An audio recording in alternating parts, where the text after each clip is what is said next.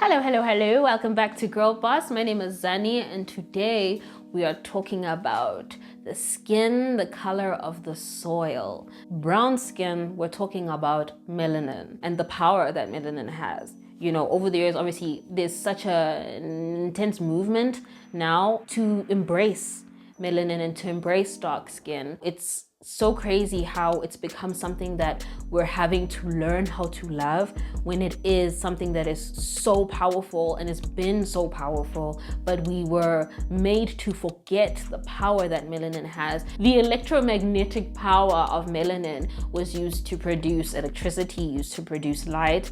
It was used to actually sustain life because it's something that holds actual scientific value. It holds scientific components that help to sustain life itself. And we were made to forget all of that stuff because it became, a threat during the war for our land and the plot to conquer Africa. It had to be taken away from us. Melanin is not something to take pride in just because it is beautiful, which it is. Besides the fact that it's like natural sunscreen, it works in harmony with the sun rather than against it. If you're able to actually understand the power in your melanin or the scientific value of your melanin, then you're able to take pride in it in a different way, because then it becomes about activating your melanin to empower you. So melanin ultimately is the pigment in the skin of people of color. So the hair, the skin, and the eye color of people and animals often depends on the type of melanin that they have and the amount of melanin that they have. So melanin is produced by melanocyte cells. Melanocytes are neural-like cells which produce different proteins in reaction to electromagnetic radiation. So black and brown melanin was used in ancient Egypt as a form of like a conductor or transmitter. They would also use it to share information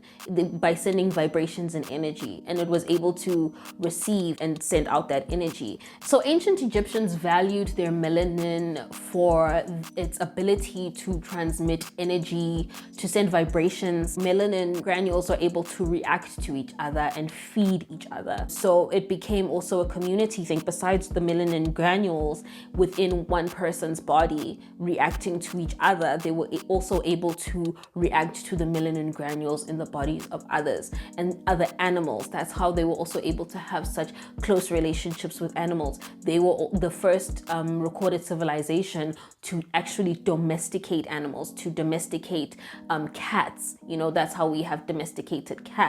Melanin granules act as tiny primitive eyes, forming a large network structure whose function is to absorb and decode electromagnetic waves.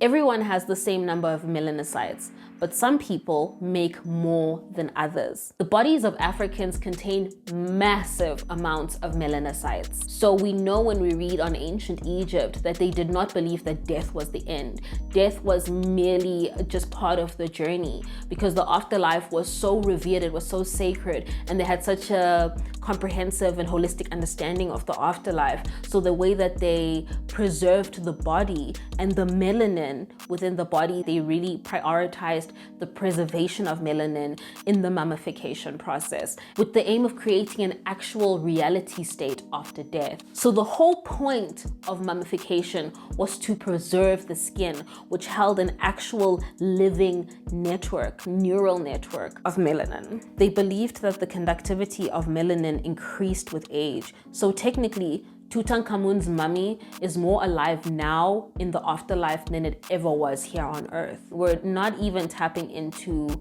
a small fraction of what it is that we're actually capable of as highly melanated people. The most damaging attack on African people is the promotion of albino domesticated animals for consumption.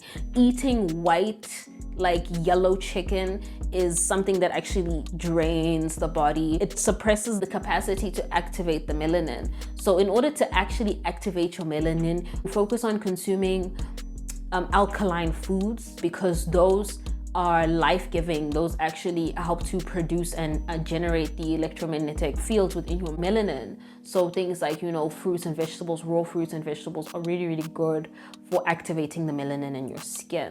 And the way to actually reap the benefits or to see the benefits of activated melanin, or to actually feel that your melanin is active, is when you start to feel in alignment with nature. We're not really trying to produce light. We're not trying to conduct electricity through our bodies.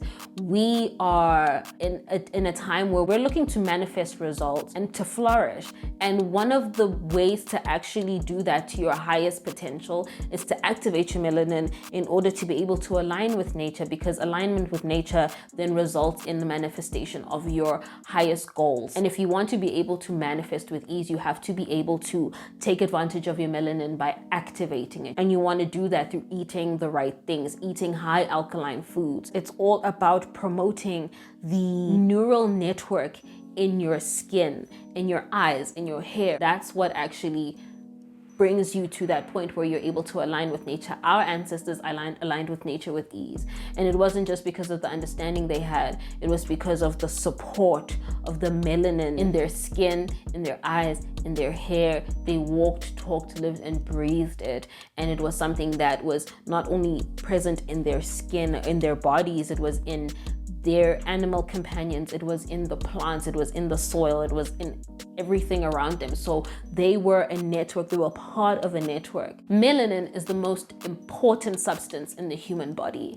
If you're looking at healing, there are actually 3 types of melanin. There's eumelanin, which makes the most dark colors in the hair, the eyes, and the skin. There are 2 types of eumelanin, which is black and brown, and mixes of black and brown hair come from different mixes of these types of eumelanin.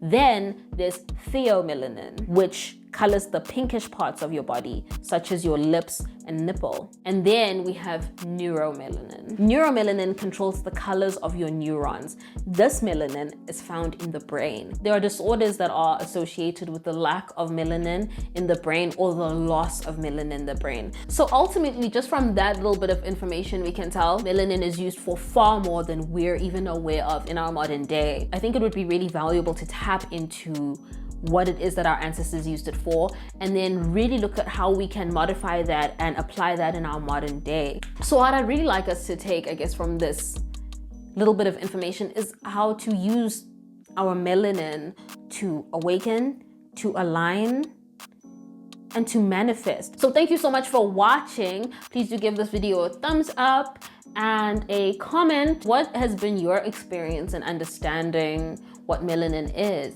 And is there anything that we left out that you think you might want to know a little bit more about?